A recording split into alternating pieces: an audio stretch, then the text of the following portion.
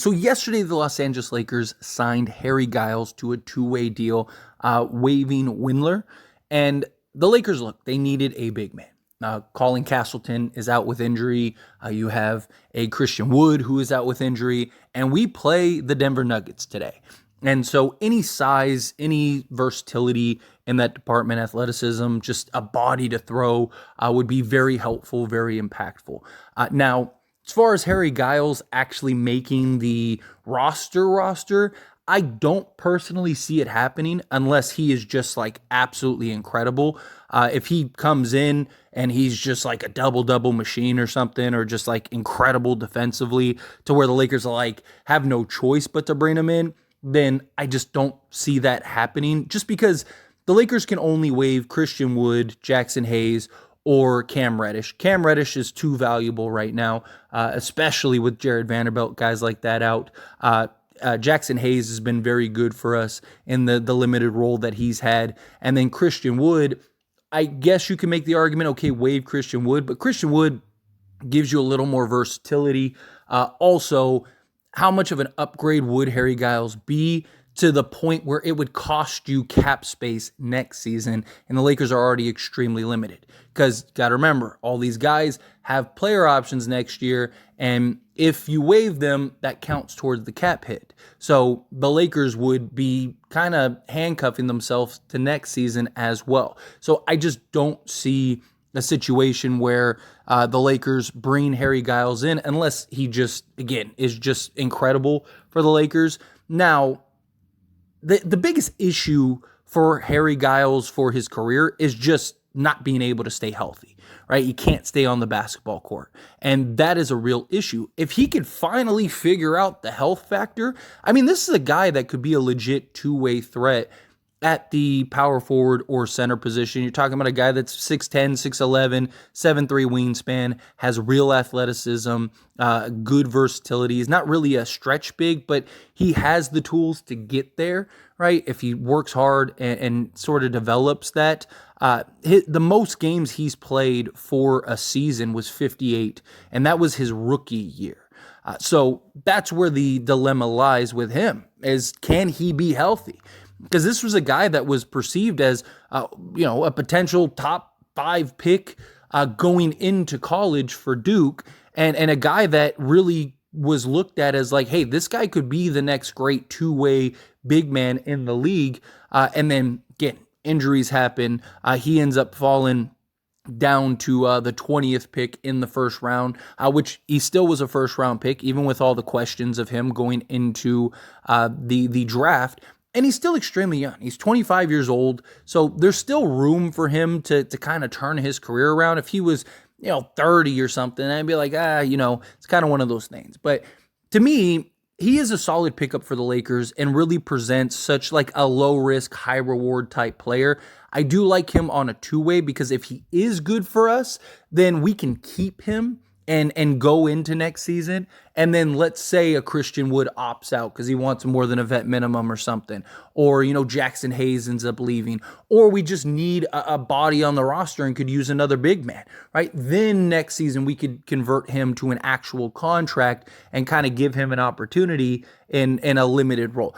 I don't think, just given his history, I don't think he's necessarily going to be a guy that you can rely on for 25 to 30 minutes a game, but not everybody needs to be that on your roster, right? Like, if he could play the 4 or the 5 and just give you 10 to maybe 15 minutes a game and play 60 games a season for you, that's fine, right? Because AD, as long as LeBron is going to be on the roster, Anthony Davis is going to have to play the 5.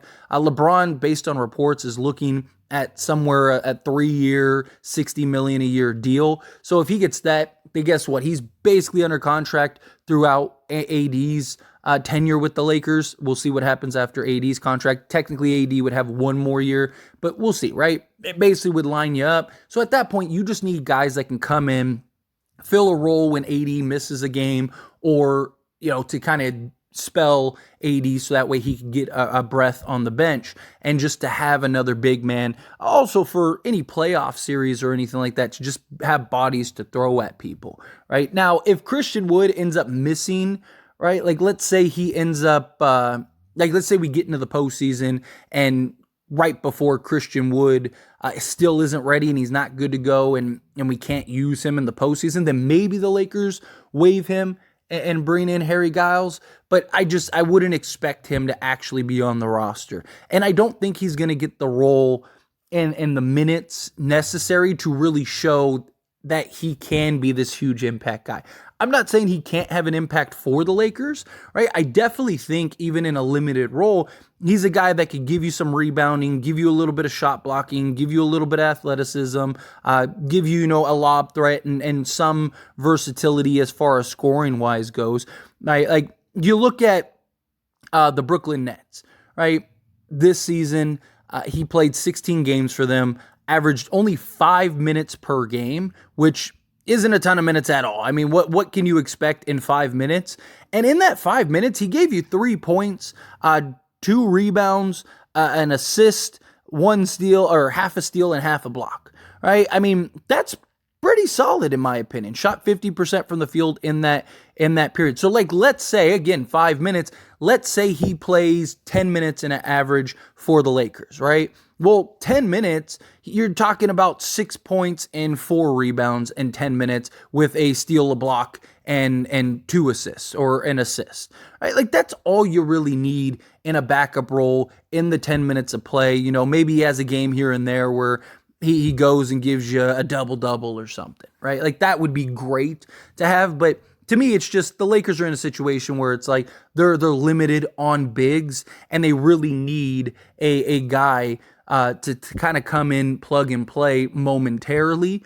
But the reason you get Harry Giles, because I saw a lot of people, now why him over, somebody more stocky, instead of like a Lopez, right? Robin Lopez is a guy, true 7-footer, give you some just solid, just girth, I guess, more bulky, more sturdy, rather than a Harry Giles. Although Harry Giles is 240, so he's not like terrible. But the reason you don't get somebody like that, because that's somebody you know what you're gonna get with somebody like him. And also, how many big men want to go and be on a 2-way rather than an actual roster spot and have a real opportunity at like a playoff run, or to maybe get some real minutes out there on the basketball court. So for me, Harry Giles, he just gives you a guy to add that has such low risk, high reward opportunity, not just this year. Again, this is another sort of project big man. This is a guy that, if you can get him right, he can stay healthy, even as like your third big off the bench, could really provide some stability in that rotation. And you already have Jackson Hayes. It's like, okay, well now you're growing and developing Jackson Hayes and Harry Giles. You also have a guy in a Colin Castleton who, post LeBron, maybe you that's your 3 big man rotation, right? Maybe Castleton's the guy that's starting, and you have 80 at the 4, and Jackson Hayes and Harry Giles are your backup. Or again, what if Jackson Hayes leaves in the offseason? Or even if he doesn't leave in the offseason, what if he leaves later on down the road, right? Like there's so many unknowns, so many variables, that getting a guy like a Harry Giles to come in doesn't really cost you anything. It doesn't affect you in any way. All it can do is just benefit you. If he's great, then that's good for the Lakers. If he's not, then guess what? You just waive him, no harm, no foul, and you just move on, and you go a different direction. But what if he does become the guy that people thought he would be when he went to Duke?